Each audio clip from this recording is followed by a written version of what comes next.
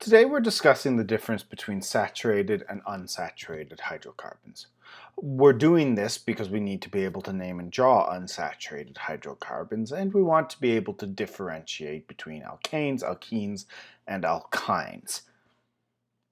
So a saturated hydrocarbon is a hydrocarbon that has as many hydrogens in it as possible. Remember that carbon is capable of making 4 bonds at all times. So in in a saturated hydrocarbon, any bond that is not to another carbon is connected to a hydrogen. And really what that means is that these saturated hydrocarbons only have single bonds. Basically, they are alkanes. There are, however, other types of compounds that are classified as hydrocarbons, alkenes and alkynes, which we call unsaturated compounds because they have double or triple bonds in them, and those double or triple bonds decrease the number of hydrogens present. So instead of having the saturated number of hydrogens, the maximum number of hydrogens possible, they are less than saturated.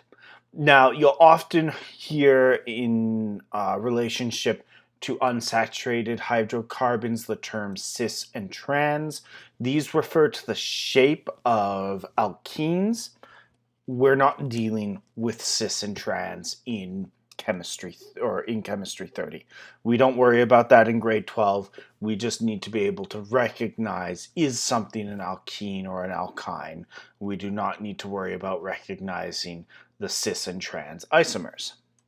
So what are these? Well, an alkene ending in ene instead of ane for alkane, an alkene contains a double bond.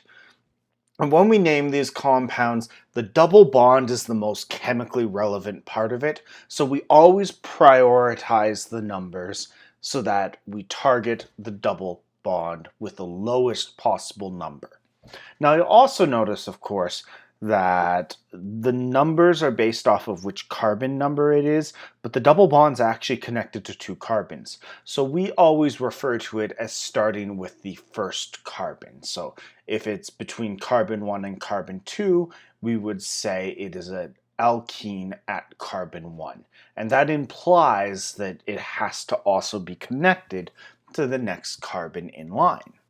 When we name these compounds, they end with the suffix ene, but we also have to, in most cases, include a number, just the same way that we include numbers as part of the branches. And what that number does is it indicates the first carbon it's attached to.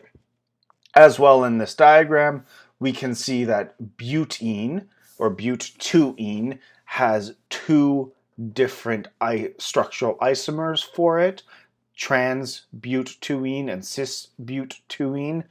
Don't worry about it. They are different shapes. They are chemically different. You're not going to have to distinguish between the 2 of them in chemistry 30. Then alkynes work pretty much the same way, except an alkyne has a triple bond in it. Now, the really important thing with alkenes and alkynes is that you have to include the double bond or the triple bond in the parent chain. So the longest possible chain must include the double bond or triple bond. So in this chemical here, we'd have to include carbon 1, 2, 3, 4, 5, 6, 7, and 8. The 4 carbons over here we would classify as being a butyl branch because we can't include them while also including the longest possible chain with the triple bond in it.